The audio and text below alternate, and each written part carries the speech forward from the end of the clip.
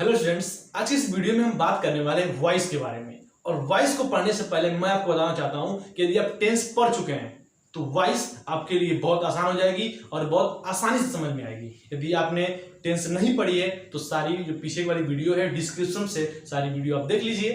और आपने देख लिया है तो चलिए आज का जो टॉपिक है शुरू करते हैं। क्या है वॉइस? वॉइस का मतलब क्या होता है? वॉइस को हिंदी में कहते हैं क्या है? वॉइस यानी कि वाच्य, वाच यानी कि आवाज। पहले तो आप ये जान लीजिए कि वॉइस को हिंदी में क्या कहते हैं। वॉइस को हिंदी बोलते हैं वाच यानी कि आवाज, यानी कि साउंड। ओके, और इससे पहले हमने टेंस पढ़ा।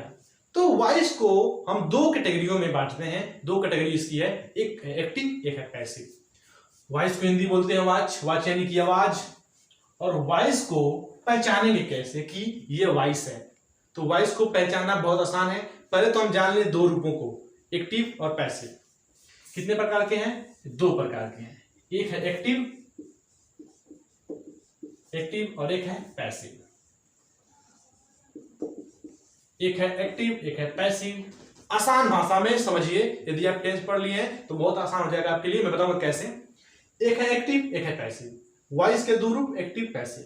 पहली बात, एक्टिव किसे कहते हैं, पैसिव किसे कहते हैं? एक्टिव को कैसे पहचानेंगे, पैसिव को कैसे पहचानेंगे? तो मैं आपको बताना चाहूंगा एक्टिव यानी कि टेंस। एक्टिव यानी कि टेंस, टोटली टेंस पे जितने भी आपने टेंस पढ़े हैं वो आपने एक्टिव पढ़ चुका है। मेरे कहने का मतलब है पूरा आपने एक्टिव पढ़ चुका है। जो बच्चे टेंस पढ़ लिए हैं वो पूरे एक्टिव पढ़ लिए हैं। हमें पढ़ना क्या है? पैसिव। और पैसिव पढ़ने के लिए हमें एक्टिव जानना जरूरी है। हमें कहीं जाने के लिए वो जाने का स्थान का नाम पता होना जरूरी है। कहने का मतलब है कि यदि आप एक्टिव नहीं जानेंगे तो उसे पैसिव में बदल ही नहीं पाएंगे। तो सबसे महत्वपूर्ण क्या चीज है? एक्टिव। तो एक्टिव कैसे पहचानते हैं? देखिए, एक्टिव को पहचानने का सबसे आसान तरीका है कि एक्टिव में सबसे पहले क्या होता है? सब्जेक्ट। उसके बाद क्या मिलेगा आपको? ऑब्जेक्ट, मेन वर्ब की फर्स्ट फॉर्म। उसके बाद चाहे मेन वर्ब मिलेगी। उसके बाद क्या मिलेगा आपको? ऑब्जेक्ट। ये है पूरे एक्टिव का, ऐसे ही स्ट्रक्चर है एक्टिव का। एक्टिव में क्या होता है? सब्जेक्ट के बाद हेल्पिंग वर्ब दिख जाएगा, उसके बाद वर्ब दिखेगा, फिर ऑब्जेक्ट दिखेगा। कहने का मतलब है कि पूरे एक्टिव में, पूरे टेंस में आपको क्या मिलता है? पूरे टेंस में आपको सब्जेक्ट जो मिलता है फ्रंट पे मिलता है। सब्जेक्ट जो है राज करता है। पूरे एक्टिव में सब्जेक्ट का शासन चलता है और पूरे पैसिव में ऑब्जेक्ट का शासन चलता है। यही समझने का दो बहुत ही सिंपल तरीका है। कहने का मतलब मेरे है कि पूरे एक्टिव वॉइस में और पूरे पैसिव वॉइस में दो बहुत महत्वपूर्ण अंतर है। पहचानने का तरीका है कि पूरे एक्टिव में क्या होगा? सब्जेक्ट का शासन चलेगा और पूरे पैसिव में क्या होगा? ऑब्जेक्ट का शासन चलेगा। ऑब्जेक्ट क्या? Object on focus. और इसमें क्या होगा? Subject on focus.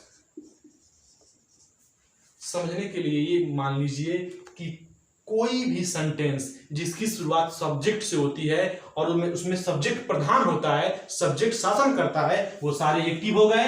जिसमें ऑब्जेक्ट का शासन चल रहा है, जिसमें ऑब्जेक्ट प्रधान होता है, वो सारे क्या हो गए? पैसिव हो गए। अब आप कहेंगे कि हमें सेंटेंस के माध्यम से बताइए कि कैसे ये एक्टिव है, कैसे ये पैसिव है। तो इसके लिए आप क्या करेंगे? एक हम एग्जांपल लेंगे और उसकी मदद से हम क्या करेंगे? इन सारे बातों को ध्यान देंगे। अब हम एग्जाम्पल लेते हैं और एग्जाम्पल की मदद से मैं आपको बताऊंगा कि कैसे एक्टिव है और ये कैसे पैसिव है। तो उसके लिए आपको एग्जाम्पल लिख लेते हैं। आई राइट ए लेटर।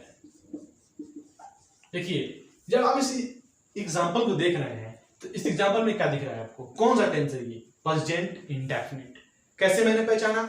क्योंकि प्रेजेंट इंडेफिनिट का जो स्ट्रक्चर है वो क्या है? Subject plus object, subject plus main verb की फर्स्ट फॉर्म में S E S I E S object plus other verb. यह है प्रेजेंट इंडेफिनिट का स्ट्रक्चर। किसका है? प्रेजेंट इंडेफिनिट का स्ट्रक्चर है। यानी कि जो हमारा सेंटेंस है इसी स्ट्रक्चर के अकॉर्डिंग बना हुआ दिख रहा है। इसका मतलब ये क्या है? एक्टिव है, क्योंकि ये एक्टिव का है स्ट्रक्चर। अब आप देख रहे हैं इसमें जो सब्जेक्ट है वो प्रधान है, यानी कि सब्जेक्ट इसमें क्या है? शासन कर रहा है। सब्जेक्ट के दिशा मतलब यहाँ पे सब्जेक्ट प्रधान का मतलब है कि यहाँ पे सब्जेक्ट जो होता है ना पूरे कार्य को करता है, ये करता है इस कार्य का।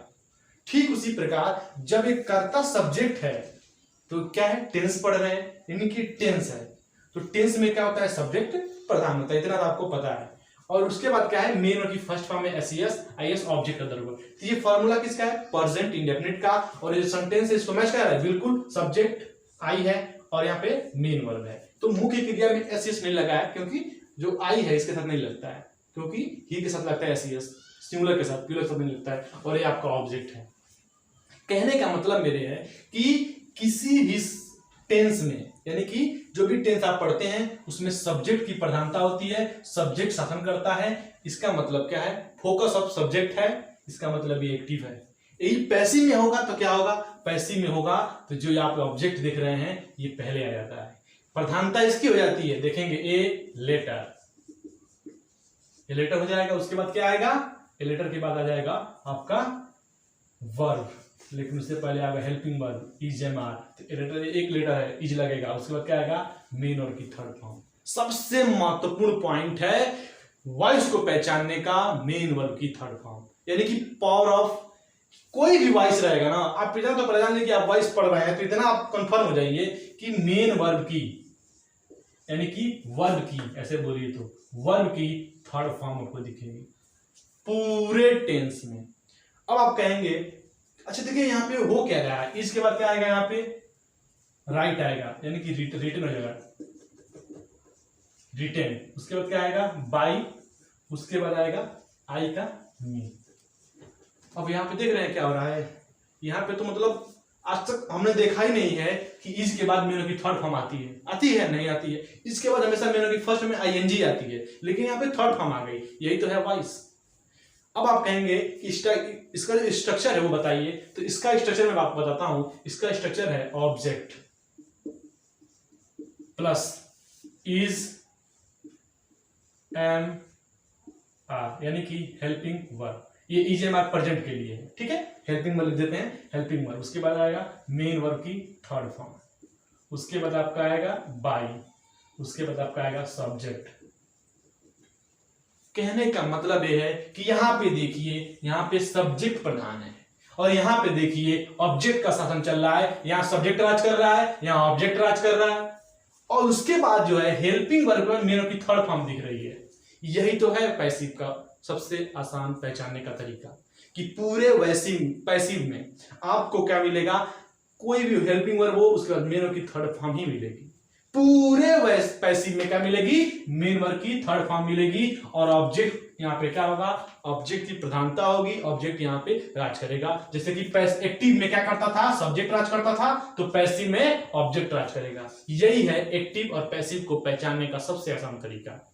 यदि आपको ये जानना है कि कैसे हम प्रेजेंट इंडेफिनिट के वाक्यों को एक्टिव से पैसिव में चेंज करेंगे, कैसे हम प्रेजेंट कंटिन्यूअस के, पास्ट कंटिन्यूअस के, और उसके बाद फ्यूचर के, कैसे हम इसको एक्टिव से पैसिव में बदलेंगे, उसके लिए मैं आपको पिछली वीडियो में, यानी कि आने वाली वीडियो जो होगी उसमें अच्छे तरीके से मैं आपको बताऊंगा। अभी के लिए आप इसे पहचानने का तरीका सीख लिए हैं, और मैं आपको इतना बता दूं कि सिर्फ 8 ही ऐसे टेंस हैं जिनके हम मूल रूप से पैसिव में बदलते हैं। वो कौन है, प्रेजेंट इंडेफिनिट, प्रेजेंट इंडेफिनिट, एक है प्रेजेंट इंडेफिनिट, एक है प्रेजेंट कंटिन्यूअस, एक है प्रेजेंट परफेक्ट। ठीक उसी प्रकार और 3 को बनते हैं, पास्ट में भी 3 ही बनते हैं, पास्ट इंडेफिनिट, और एक होता है पास्ट कंटिन्यूअस, और एक होता है past perfect. Present perfect continuous का नहीं बनता है, पास्ट परफेक्ट कंटिन्यूअस का नहीं बनता है, फ्यूचर में सिर्फ 2 ही बनते हैं, फ्यूचर इंडेफिनिट, और एक होता है फ्यूचर कंटिन्यूअस। तो ये फ्यूचर परफेक्ट। यदि आपको इस वीडियो से एक्टिव और पैसिव को पहचानने का स्किल मिल गया, तो मैं अगली वीडियो में, वीडियो ज्यादा लंबी ना हो इसलिए मैं अगली वीडियो में कैसे प्रेजेंट इंडेफिनिट के वाक्यों को, पास्ट इंडेफिनिट के वाक्यों को और फ्यूचर इंडेफिनिट चाहे फ्यूचर के वाक्यों को, प्रेजेंट के और पास्ट के वाक्यों को, सेंटेंस को कैसे हम इंग्लिश एक्टिव से पैसिव में बदलेंगे। इसके लिए हम मिलते हैं अगली वीडियो में। यदि वीडियो अच्छी लगी तो लाइक कीजिए, चैनल को सब्सक्राइब कर लीजिए, क्योंकि आने वाली वीडियो में एक्टिव से पैसिव में कैसे बदलते हैं इस सारी बातों को डिस्कस किया जाएगा। अभी के लिए मैं आपको यही बताऊंगा कि आप पहचानने का सीखिए। कोई भी सेंटेंस देखिए तो उसे कैसे पहचानते हैं। देखिए, ए लेटर इज, कोई भी इंग्लिश सेंटेंस जिसमें हेल्पिंग वर्ब के बाद मेन वर्ब की थर्ड फॉर्म दिखे, आप 100% श्योर हो जाइए कि वह इंग्लिश सेंटेंस वॉइस है। अगली बात, ऑब्जेक्ट से उस वाक्य की शुरुआत हुई रहेगी और उसके बाद क्या मिलेगा, बाय सब्जेक्ट मिलेगा। इसका मतलब कि वह इंग्लिश सेंटेंस 100% पैसिव है। तो वीडियो अच्छी लगी है तो लाइक कीजिए, शेयर कीजिए, कमेंट कीजिए। मिलते हैं अगली वीडियो में।